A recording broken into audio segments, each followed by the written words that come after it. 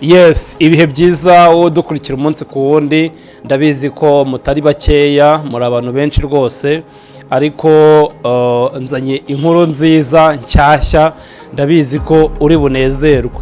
Ubwashize twakoze filimi yitwa Urukundo rw'ukuri, dukora part 1, muratubaza muti ese ikindi gice kiri hehe? Bigaragare ko part 1 yabaryoheye.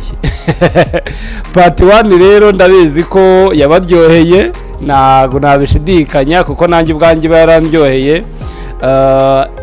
Murabizi neza ko yasohokeye kuri channel yitwa Kazori Films. Ubwo rero nyarukirayo iyo part 1 uyirebe niba utarayirebye.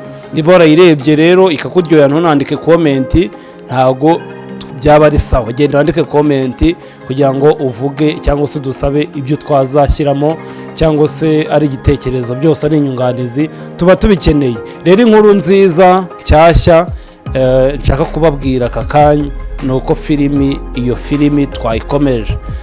Tugiye gusohora igice cya kabiri ku itariki 5 ejo bundi kwa gatanu saa sita z'amanywa, izaba yageze kuri channel Kazori Films.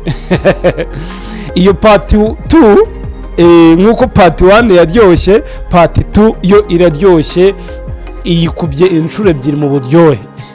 Ndayigukumbuje rero, wowe ukunda ibintu bijyanye na filimi, ukunda ibijyanye n'iyobokamana, ukunda ibijyanye n'urukundo, ubuzima bwo ku mihanda, yego byose birimo. Yes, gerayo rero uba ukora subscribe, usharinga kugira ngo icyo gice cya kabiri cyangwa se part 2 uwo uyisharinze nawe azayirebe igisohoka. Yes, rero iyo filimi ndonganye gusubiriremo yitwa Urukundo rw'ukuri. Ese ujya urakibaza icyo kibazo ko urukundo rw'ukuri rukibaho? Rurahari, ndo muhamya wo kubihamya. Rero iyo filimi iza kwigisha byinshi bijyanye n'urukundo muri rusange. Video zacu rero nakagaruka, narinje kubabwira iryo tangazo ryihutirwa. Ciao ciao, tuzasubira. Ndabakunda. Yari Emi Pictures.